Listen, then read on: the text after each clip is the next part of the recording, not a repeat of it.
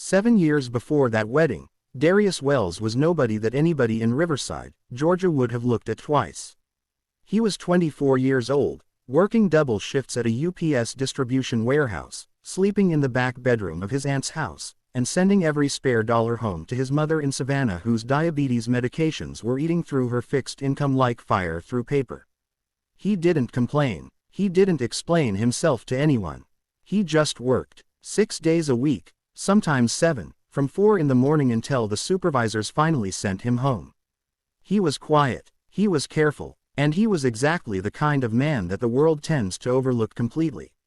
Cassandra Moore was not the kind of woman the world overlooked. She was 26, finishing the last semester of her nursing program at Emory University, and brilliant in the specific way that people who have fought hard for every single opportunity tend to be brilliant, focused, relentless, electric. She had grown up 3 streets over from Darius, though their lives had barely intersected.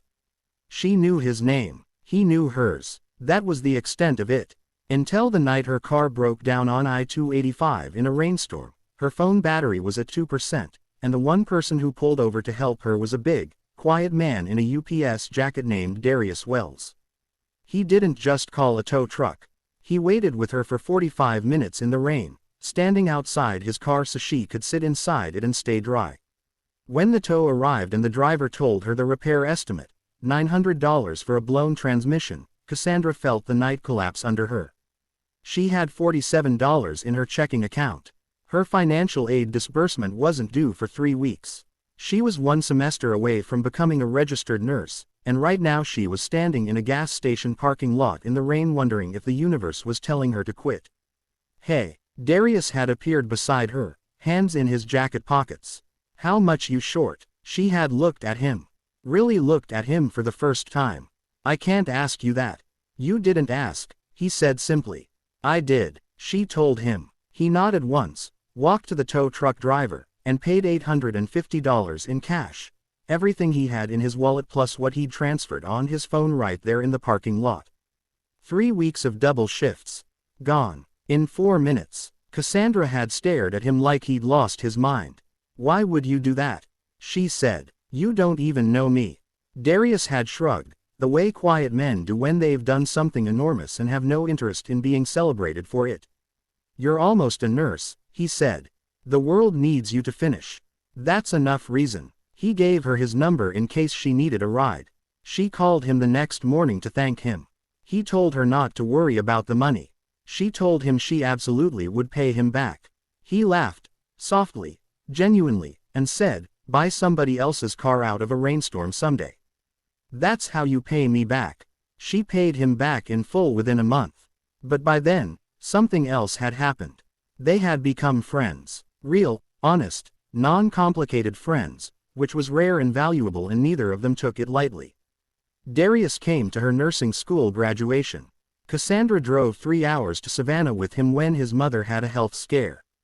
They were the kind of friends who called each other at 11 p.m. with small problems and big ones.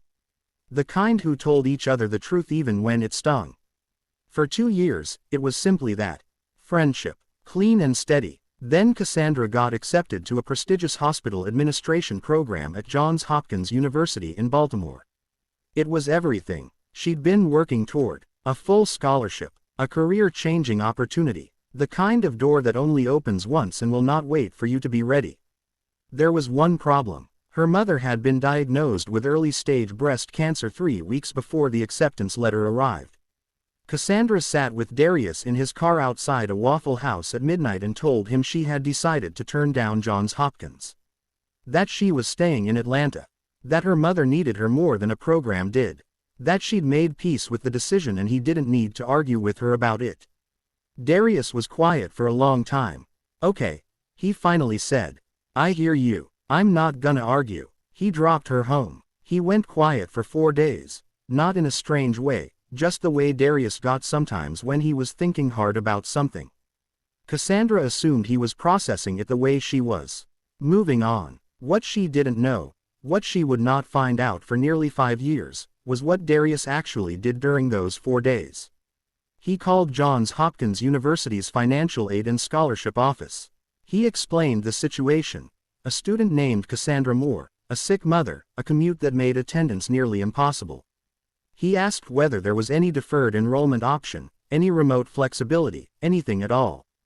There wasn't, but the advisor gave him the name of a private academic hardship foundation that offered emergency support grants for exactly these situations. Darius spent those 4 days completing the application on Cassandra's behalf, gathering supporting documents she'd shared with him over years of friendship, writing a 12-page personal statement that described her story, her character, and her potential in detail so specific and so honest that the Foundation's review committee would later say it was one of the most compelling applications they had ever received. He submitted it without telling her. 6 weeks later, Cassandra received a letter informing her that she had been awarded a full hardship support grant, covering living expenses, family medical assistance for her mother's treatment costs, and a deferred enrollment option at Johns Hopkins that would hold her place for 18 months while her mother recovered. Cassandra had called Darius immediately, crying and confused and overwhelmed. "Did you apply for this?" she had asked. "Darius, did you do this?" There was a pause on the line. "The Foundation did it," he said. "I just pointed them in the right direction." She had pushed. He had deflected. Eventually he had said, firmly and finally, "Cass, go to Baltimore. Your mother is going to be okay. And the world still needs you to finish." That hasn't changed. She went. She became one of the top graduates of the Hopkins program.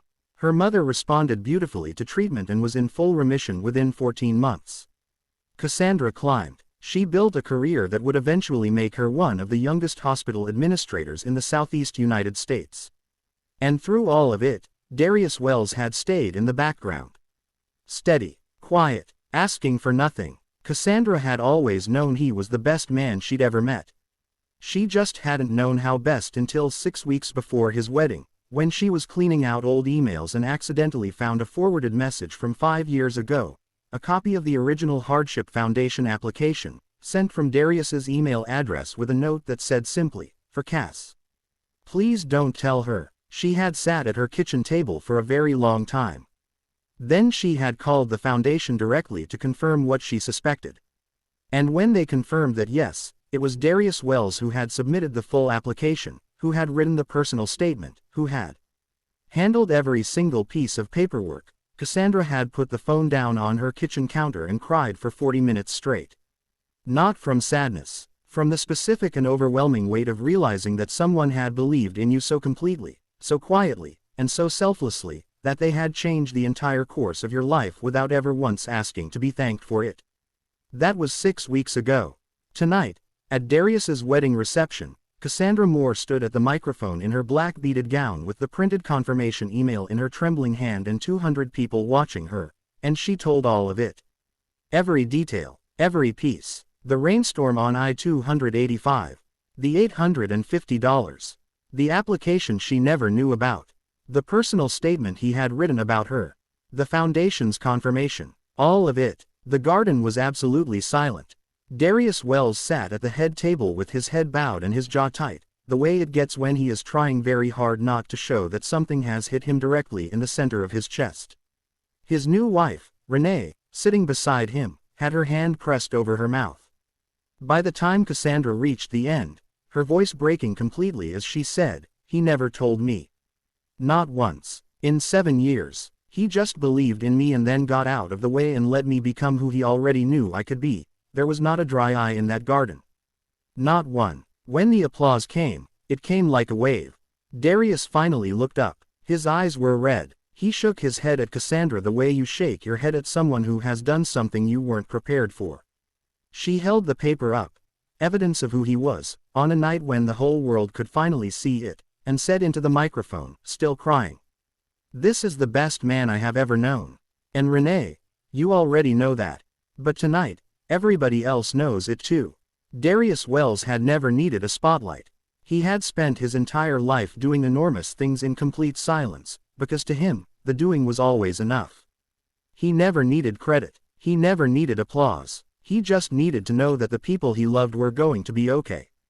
But on the night of his wedding, in a garden full of people who loved him, Cassandra Moore finally gave him what he had never once asked for.